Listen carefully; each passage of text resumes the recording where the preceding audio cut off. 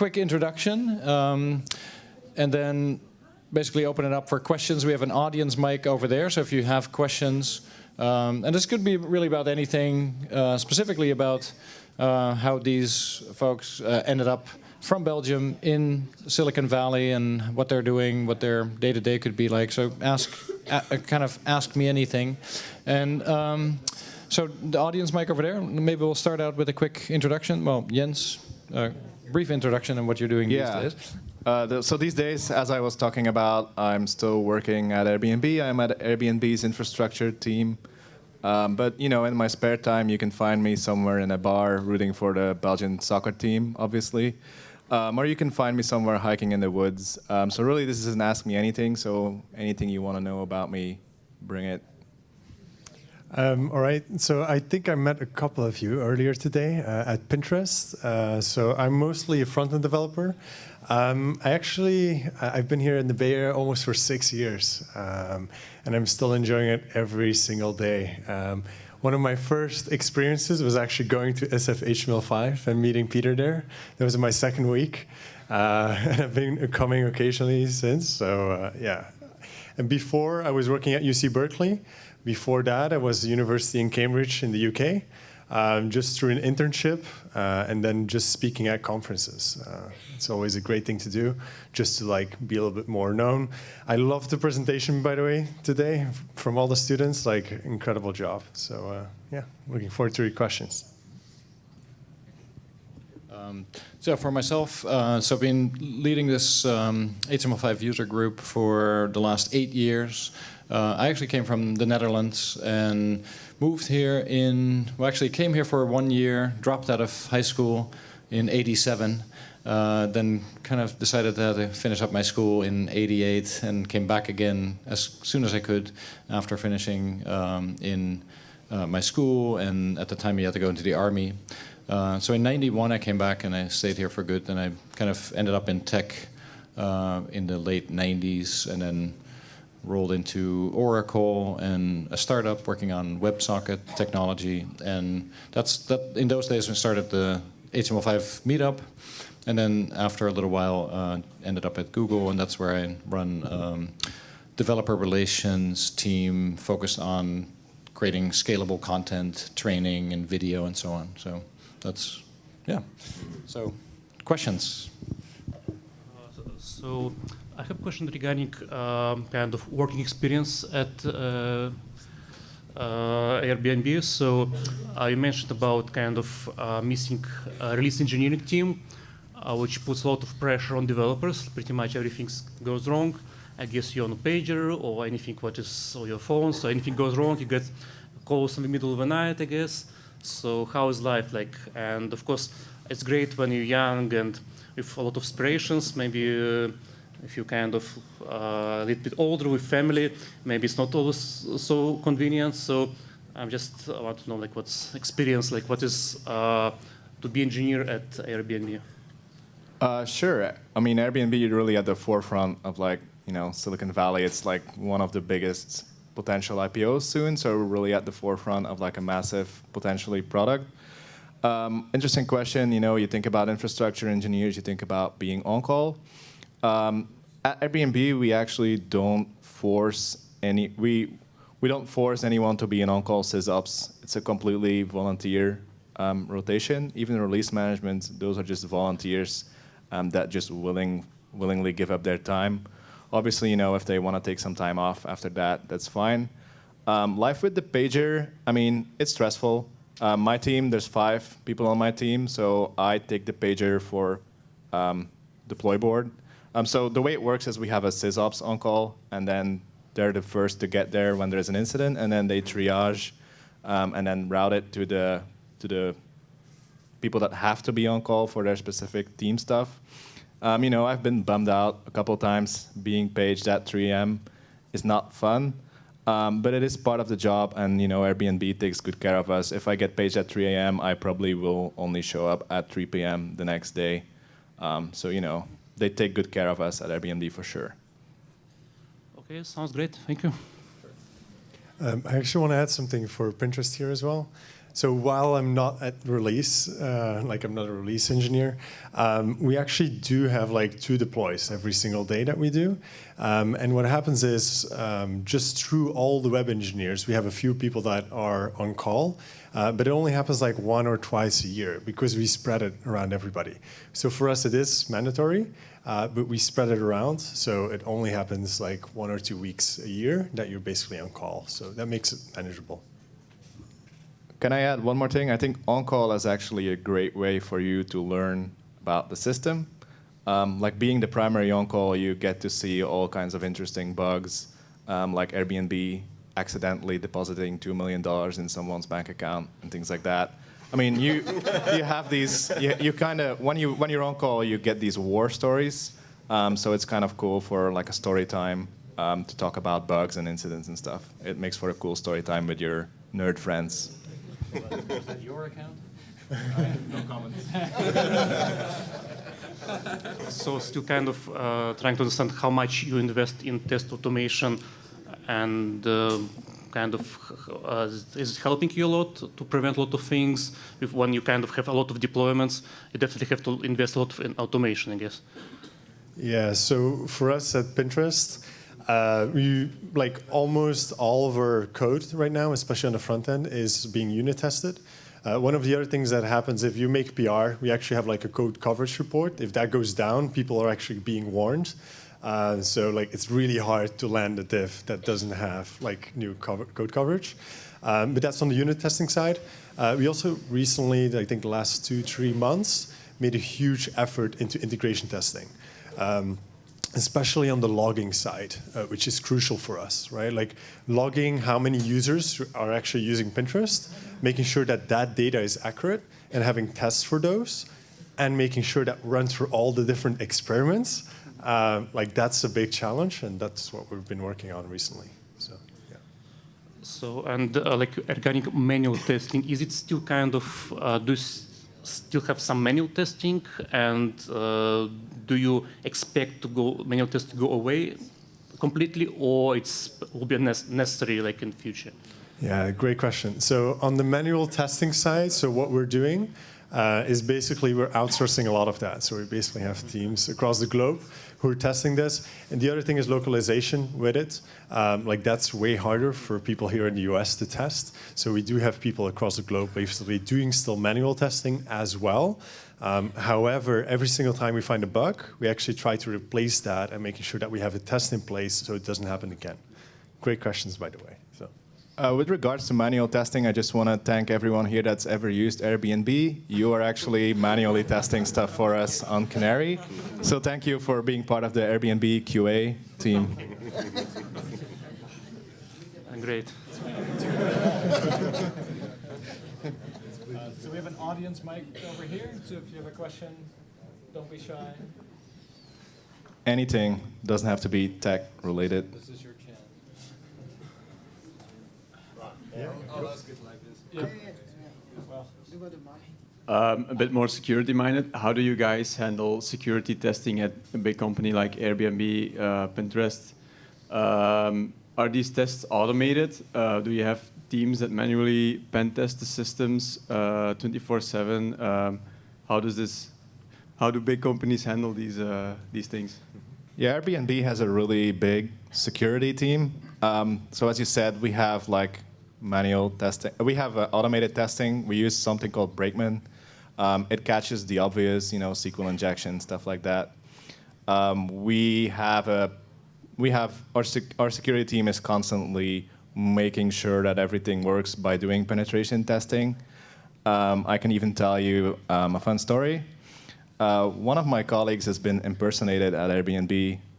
We hired an external company to do penetration testing, and the external company ended up impersonating my colleague, creating a fake LinkedIn. They managed to get into our systems, into our Slack channels, and they were able to uncover a flaw, impersonating someone. And they said, oh, hey, I need an emergency ship to production. The release engineers actually shipped the code to production, which was a backdoor by the penetration tester. So we go really far in that. Airbnb is about to go to the stock market, so we want to make sure we've got everything airtight. So at Pinterest, we actually have also a big security team for all the different platforms. Not only platforms, but also like our APIs. So when I mean platforms, I mean like iOS, Android web. One of the other things that has been awesome for us is a bug bounty program. I think like Chrome does something similar. I don't know about Airbnb, but that's been amazing. Like external people just finding issues, security issues, and they're actually reporting that directly to us first. Then we're having a patch, and then we actually reward them. We actually pay them for these finding these bugs in our systems. So yeah. I think one thing I also wanted to add, we don't only invest in security, like in cybersecurity. Airbnb is a company where someone rents out a space in their living room and someone stays there. So it's kind of trust. It's all based on trust. So Airbnb has a lot of engineering going around, like making sure people are background checked and all of that. There's an entire trust team. There's a lot of fraud on Airbnb. So there's not just cybersecurity, like protecting our financials and stuff like that from intruders, but we also try to make sure someone doesn't get robbed while they're staying in an Airbnb. We do that using machine learning and a bunch of algorithms. So we have an entire trust section as well. Okay, thanks.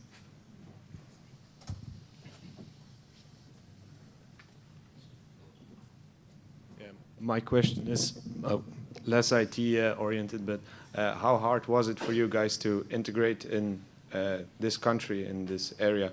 I love it here. We've been here only a week, but how hard is it to actually live here?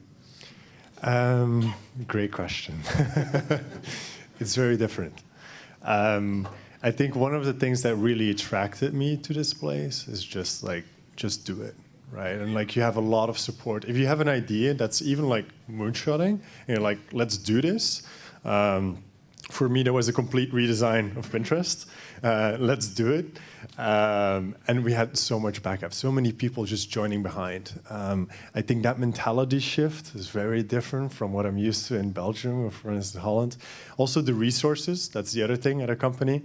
Like just way more resources to be able to do what you want to do. But that's all company related. I would say on a personal level, it's very much a microclimate here in the Bay Area, right? You're meeting with some very bright minds all the time, and it's different from the rest of the US. The weather is usually better, maybe not today.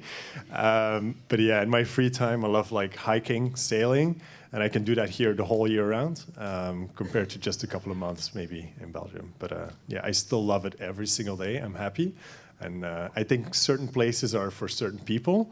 And yeah, for me, this is definitely a place. Right now, in this moment in my life, I'm really happy here. So, yeah.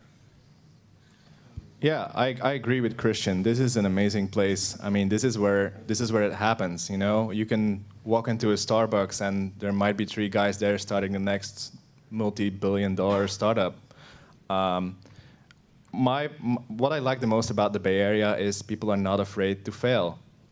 In Belgium, if you want to start a business, you have to show a business plan before you can even get funding. Here in the Bay Area, kind of failing is kind of a rite of passage, almost. I mean, in my early days, the first couple of weeks that I came to San Francisco, I was actually overwhelmed. I was a little scared. I was a little nervous. And so I kind of slowly got into it. And then after my first year, obviously, I wanted to stay longer. What I really like is the American mindset. It's a culture of go-getters, as Christian says. Anything is negotiable. If you want something, just ask for it, and you can make it happen somehow. And that's really what the whole culture of Silicon Valley is really about, and San Francisco by extension. I actually want to add to that last portion. Like, one of the things that's culturally very different is that people just come up and talk to you. And now when I go back to Belgium, everybody's weirded out because I constantly talk to people like that are strangers to me, right? But it's a great thing to do constantly because that's how you actually network and get to know new people. That's how I got to know Peter, actually. Yeah, no, just to add to that, of course, I came here in '87.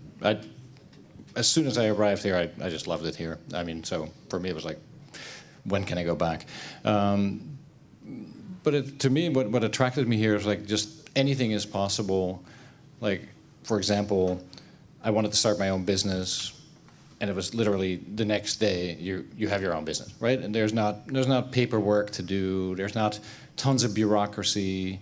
And the other thing that's really great about the U.S. is the scale, right? Like here, like for example, we have a place close to Nevada City. We're going to drive up there tonight. By the time I get there, if I had left Amsterdam, I would be in Paris, right? I would literally go through 3 countries. And here it's just like, I do that like every week. And there's nothing. The scale is just so enormous. The freedom, just having like the place that you can buy here, and you don't have to worry about what color to paint your front door. All that doesn't exist here.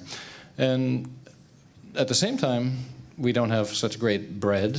We don't have such great chocolate. We don't have French fries. So that's the stuff you'll really miss, and you have to keep going home for. Great. Thanks for your answers. So maybe a reasonable question would be like, where do you see yourself in 5, 10, 20 years? That's a really good question, actually. He's going to retire soon. Yeah, exactly. You know, IPO and then, you know, retire somewhere. No, honestly, that's the great thing about Silicon Valley. You don't have to have a long-term plan or vision. You can kind of do it year by year. Obviously, I just joined Airbnb, and like in 4 years, hopefully monorail's gone. That's kind of my dream right now. That's what I think about all the time. So I just want to get rid of monorail first, and then, you know, I've been thinking about going into engineering management. That would be a cool track, but we'll see. It's kind of up in the air. I guess for me, that's a little bit harder to answer as well. It's like I'm not 100% sure where I'm going to end up. I think the thing for me is just keeping my eyes open, right? For instance, one of the things that I'm really enjoying now is like, it's called React Wednesdays. It's where actually companies from all across the Bay, like Facebook, Uber, even Airbnb and Pinterest, we all come together and we share knowledge, right? Of like how their system's actually working. So for me, like maybe another company, who knows? But yeah, a little bit more on a full stack side as well, like knowing a little bit more on the back end side, like how things actually work. But yeah, who knows? Great question. Just to kind of point out the difficulty of your question, 5 years ago, I was sitting in that crowd. If someone was asking me 5 years ago, where will you be in 5 years? Not in my wildest dreams would I have imagined sitting up here working at Airbnb. So who knows in 5 years? I don't know. So I've done a lot of different jobs, and sometimes you take a job just because you have to earn a living. I've been, for example, in the past, I was in technical writing and localization, and sometimes almost any job you can really make something out of, and you can enjoy it to a certain extent. But then you also realize certain things that you don't like so much about a certain job, and I think it's actually healthy to take on projects and not try to wait for the perfect job to come your way, because it'll never come. And then as you do that, and you keep moving in directions that you enjoy the work on. For example, right now I'm running like a program manager in developer relations, and it sort of like really clicked when I got into that role and really enjoyed that work. So I could easily see doing that 5 years from now. There's a lot of great stuff that we've built on the training side and on the video side, but the work is not nearly done. So I feel pretty happy in what I'm doing there. You still had a question here, right? Yeah.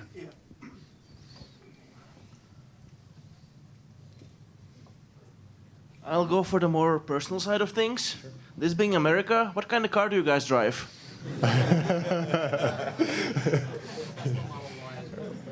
I wish it was a Tesla. I actually drive a Subaru Outback. So it's like the reason why I bought the car, I just bought it in the beginning of this year, is for doing road trips. Like one of my things here is hiking. I would say wandelen in Belgium is very different. Like doing a hike there is very different. You just go to like a very small forest or something. Here, one of my friends last week was here, and we actually did a little road trip just along the coast. And I have to say, it's gorgeous, and nature just changes every single time. I drive a car on 2 wheels. It's called a bike. I bike into work. Obviously, dreams, Tesla. But short term. I mean, you're in San Francisco. Have you seen what parking costs in San Francisco? I didn't dare look. Good for you. I think there's Lyft, there's Uber. I think in San Francisco there's just really no need to have a car. Obviously, if you're like Christian and you want to go hiking, you want to get like a real American Outback car. But maybe later.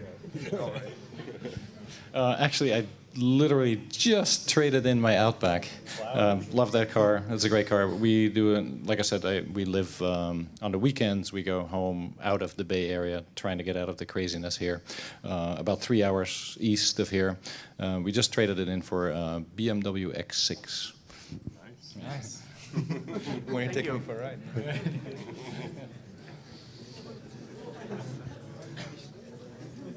Yeah, go ahead.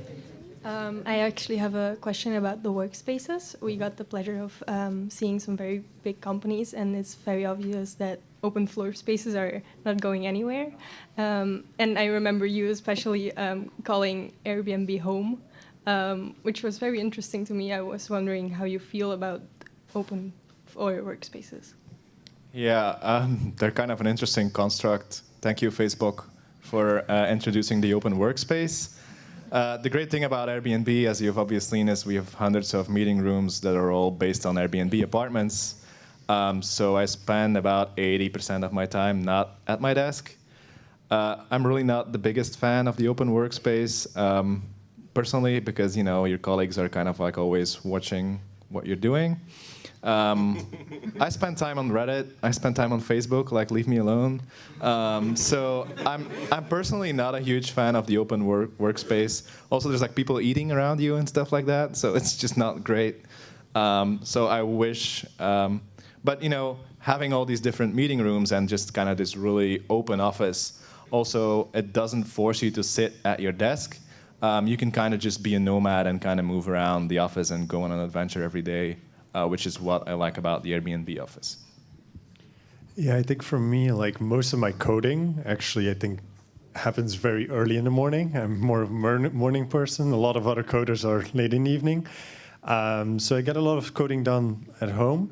But then when I'm in the office, for me, it's definitely about all the communication, right? Like I'm working extremely closely with design and having the design lead basically sitting just in front of me, having a backend developer behind me, and another front-end engineer next to me, like that's huge, right? Like that's super, super helpful. But we actually at Pinterest, we do have a couple of like quiet spaces. It's called the library, where nobody's allowed to really talk or like make a lot of noise. And then you can actually focus on doing like some coding as well. But yeah, it's good for sharing. I'll be honest, I think most companies do it just because it's cheaper, right? You can fit more people in the room, so yeah. Yeah, I'm definitely not a fan of the open office space. Google has a pretty open office plan. But if you ask a lot of people where they're most productive, it's usually not sitting in an office with tons of people and lots of noise around. But it really does depend on the job, right? What it's really meant for is exactly the interaction patterns that Christian described. What I often see around me is like people with headsets, like noise-canceling headsets to block out the noise and sitting there, and then when they have to go and meet, they have to go to a meeting room. And so in that sense, it's like really not making a lot of sense for like what it's meant for. So yeah, I'm not a big fan, but it's kind of a thing. And I think in Europe they have a lot of more work from home and more clever plans of, let's say, the sort of hot desking, where you just show up to an office and pick a desk that is there and like not have your own desk. I do kind of like having my own space and having some stuff on my desk just that is comfortable. But other than that, I'm not a huge fan of that. Right. Thank you. Open office. Are you okay? you okay? Okay. Okay. I was wondering if any of you ever think about going back to Belgium or the Netherlands and bringing like this mindset here in Silicon Valley back to where you came from. No. I'm working on my green card, so no.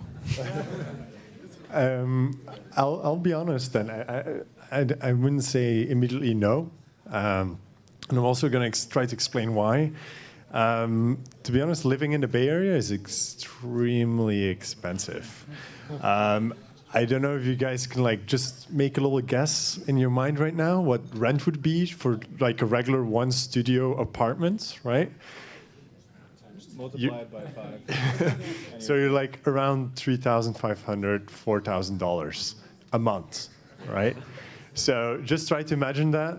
It's super expensive, and especially if you try to add kids to that, right?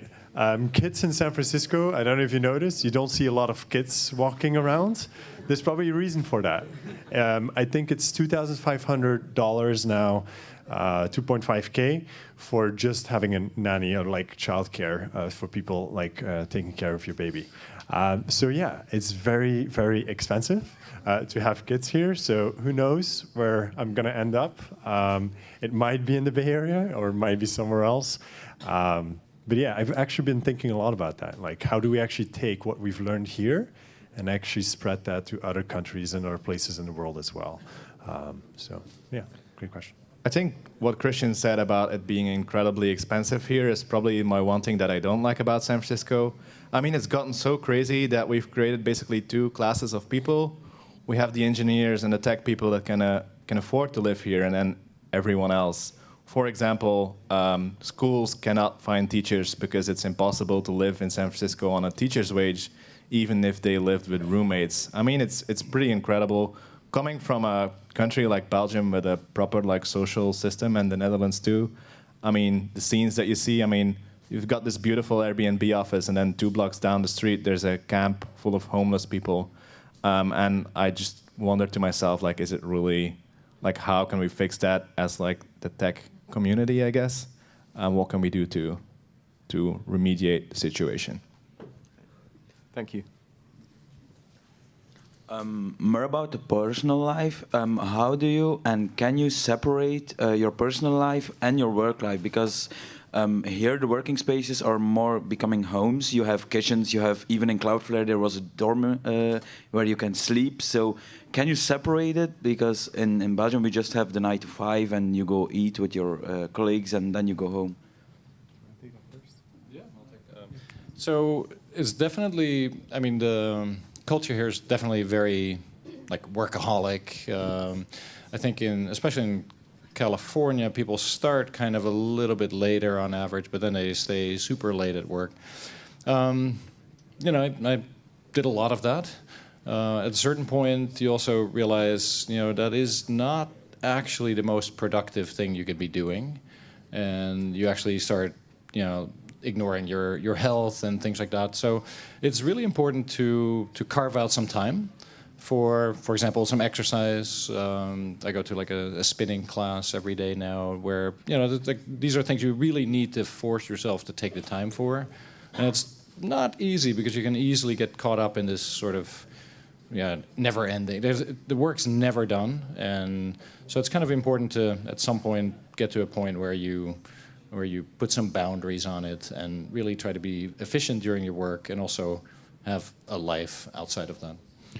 Yeah, I would say for me as well, like it's your own choice, right? It's like you make that choice, and it's something that you have to push a little bit for as well. Like there's so many groups at Pinterest of like even soccer teams, or like let's go do a hike during the weekends, and it's all about Pinterest. But I think personally for me, it's still important to have like friends outside of Pinterest too. And then as well, like just having a good schedule, basically. For me as well, I'm somebody who works super early. So at 5:30, I actually go away. But most of my colleagues are still there. But still, at the end of the day, it's about what you produce, right? And being very clear with your manager as well is like, hey, these are the things, these are my goals. And if I meet these goals, like, are we okay? Like, or do you want me to be higher, lower? Like, how does it work? So yeah, just setting very clear goals, and through that, being able to like have like a good work-life balance. Yeah, I think similar to Christian, I think the great thing about working for these like tech companies is you can kind of decide your own hours. I actually try to stick with kind of a European-y schedule of like a 9 to 5. And there's also a poison chalice called working from home. I think for me, psychologically, it's just when I'm in the office, I am around people that are working. So I like psychologically think about that as a workspace. When I'm at home, I'm like my girlfriend doesn't know anything about technology. I had to explain to her the other day what a browser is. So it's just great to have these two different lives. But it's dangerous because you're in a society here where everyone's somehow in tech. So it's easy to kind of like get into a conversation on the bus, and the next thing you know, you're talking about work. But you know, I try not to work from home, and I try to work when I'm in the office. Seeing other people work kind of inspires me. So just kind of having that mental definition of my home being my home, my workplace being my workplace is what kind of helps me a lot. So I want to add one more thing to that. Also, the vacation policy is very different. One of the things that we have at Pinterest is called unlimited vacation. So basically, you can take as much as vacation as you want. Most people don't use that at all. The way I use it myself is just working really hard for a couple of months, actually, 3-4 months, working really hard, but then taking 2-3 weeks off at a time. So yeah, and that's been the thing that really works for me. Like I just came back from 2-week vacation, so now Monday I'm like ready to go and give it my all again. But it's important to have like, you know, the spaces where you just take a step back, right? Because otherwise you're always in that world. So yeah. Okay, thank you very much. Great questions, by the way. And Keep them coming. what are you really proud of? An impact you made on the company you work for, or something totally different? So there's two big things, I guess, I worked at Pinterest. The first thing was a complete redesign. So when I just joined, everything was like a lot of drop shadows and like all over the place and very bad gradients. And I was like, oh man, I just like the UI of this doesn't look good at all. So it's just me, another developer, another designer. We just sat together and we were like, let's do this. And we just did it. In 3 weeks, we had a prototype out, and in 5 weeks, we actually launched to production. Like we did behind an experiment first, like there were some metrics drops and like had to improve in there. So that was one big project. There's a couple of other things that I'm working on right now that are kind of secret. However, the thing that recently has been public as well is a component library. So we actually now have a React component library for Pinterest called Gestalt. So I highly recommend people checking it out. There's some really neat just ideas behind it as well of how to like code with React and build your own components. So yeah. I think there's two kind of achievements that I'm proud of. I think one kind of achievement is I used to be a front-end developer, and I was talking about some like pretty deep back-end stuff today, like Kubernetes and things like that. I just thought, you know, why not? Let's just do full stack and go for it. And I think just challenging myself and becoming more of a well-rounded developer has kind of been a tremendous journey for me, and it's been really interesting, actually. One thing that I'm quite proud of, before I joined Google, I was in training. I was leading training for HTML5 development. And these were in-person training courses, so I would travel all around the world, teaching 10 people at a time. And while that was great sometimes, it was not very scalable. And so when I joined Google, it was like my focus was going to really be scalable training.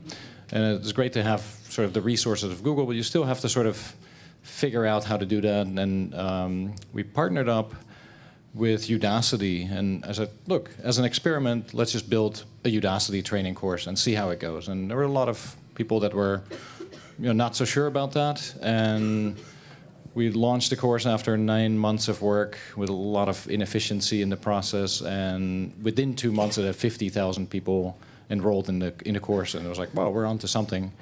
And then really taking that to a whole another level with different training tracks and courses, and now we have over 50 courses for developers that are all for free, with 4.6 million people enrolled in them.